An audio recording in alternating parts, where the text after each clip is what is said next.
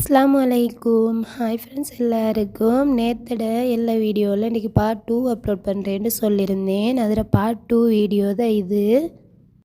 இங்கே என்ன ஸ்பெஷல்னு எனக்கே தெரியா. எல்லோரும் ஃபேமஸ்னு சொல்லவும் நாங்களும் வந்தோம் பார்த்துட்டு போகிறதுக்கு, அவ்வளவுதான்.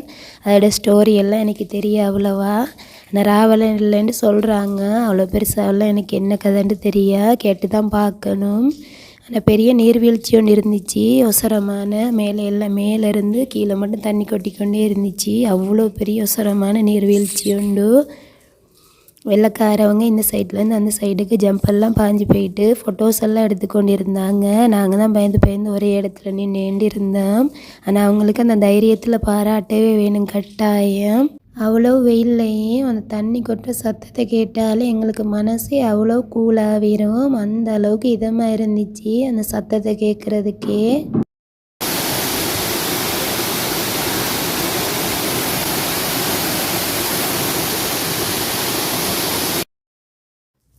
போக்குள்ளேயுமே ஆட்டா பேசி பார்த்தேன். 2-3 ஆட்டா போல் 1500 ரூபா, 2000 ரூபா, 3000 ரூபா அப்படியெல்லாம் சொல்லியிருந்தாங்க. ஆனால் பஸ்ஸில் ஏறினது தான் தெரியும், இறக்கினதும் விலங்கல்ல. ஒரு 5 நிமிஷம் தூரம்தான். ஆனால் எதுக்கு அவ்வளோ கேட்குறாங்கன்னு எனக்கே தெரியா. அவ்வளோ சல்லி எடுக்கிறாங்க இன்னைக்கு இருந்து ஒரு 5 நிமிஷம் தூரத்துக்கு.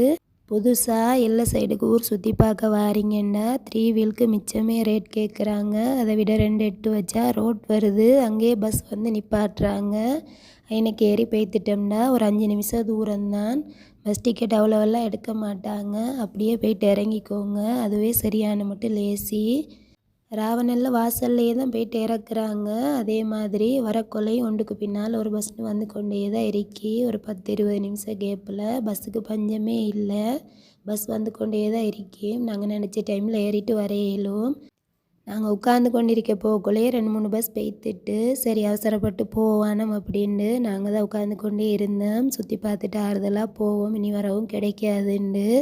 அப்படியே ஆறுதலாக சாப்பிட்டுட்டு பாபாவெல்லாம் கை கால் மூஞ்செல்லாம் கழுவிட்டு ஆறுதலாக தான் வந்திருந்தோம். அப்படியே பஸ்ஸில் ஏறி எல்லைக்கு வந்து கோச்சிலையும் ஏறியாச்சு. சரி ஃப்ரெண்ட்ஸ், இதோட வீடியோ முடியுது. இந்த வீடியோவில் பிடிச்சிருந்தா லைக் பண்ணுங்கள்.